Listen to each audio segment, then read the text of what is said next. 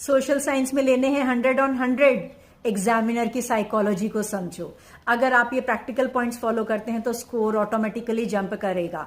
Number 1, question demand समझना सीखो। सबसे बड़ी गलती स्टूडेंट्स क्या करते हैं, आंसर के नाम पे पूरा चैप्टर लिख देते हैं।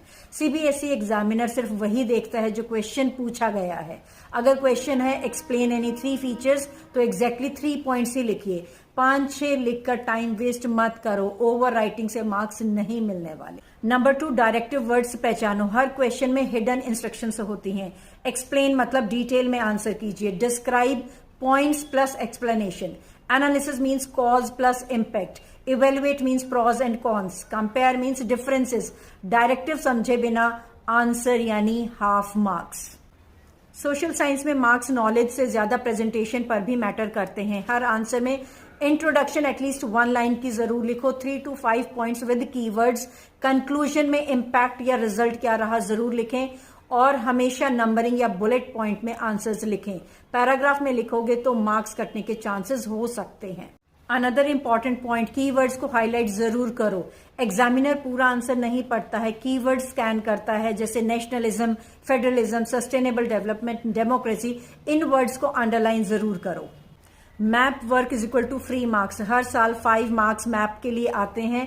Daily 10 minutes practice. History map, geography, location, political map छोड़ा is equal to easy marks lost. Case study and assertion reasoning questions आने ही हैं तो उनकी प्रैक्टिस करनी भी उतनी ही जरूरी हो जाती है। So practice case study questions, assertion reasoning questions, source based questions. Concept clear होगा तो क्वेश्चंस आसान लगेंगे। Point number 7, perfect time management in exam hall. 3 घंटे की planning. Section A MCQ 15 to 20 minutes, लेकिन शुरू में नहीं करना है। 2, 3, 5 मार्क्स क्रिस्प आंसर्स लिखने हैं। मैप लास्ट में नहीं बीच में करना है और लास्ट 10 मिनट्स में चेकिंग और आपकी अंडरलाइनिंग होनी चाहिए।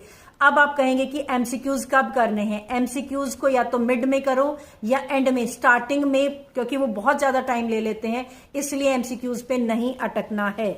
चैप्टर वाइज एक्सपेक्टेड क्वेश्चंस तैयार करो। हर चैप्टर से 3 very important 5 markers, 5 short answers, 1 case study. ये लिस्ट खुद बनाओ। सेल्फ प्रिपेयर्ड क्वेश्चन से रिटेंशन 2x हो जाती है। 100/100 पाने वाले स्टूडेंट्स के लिए जरूरी है कि वो अपने आंसर्स में डेट्स, एक्ट्स और रियल एग्जाम्पल्स को ऐड करें। ज्योग्राफी के क्वेश्चन में डायग्राम्स मत छोड़ो। अगर क्वेश्चन एग्रीकल्चर, रिसोर्सेज, इंडस्ट्री से है तो छोटा डायग्राम बना दो, जैसे soil profile, cropping pattern, water conservation. Diagram is equal to extra clarity, extra clarity is equal to extra marks. Political science में flow chart technique is better than long paragraph answers. Headings, arrows, flow chart examiner को clear दिखेगा। Clear दिखना मतलब full marks लेना।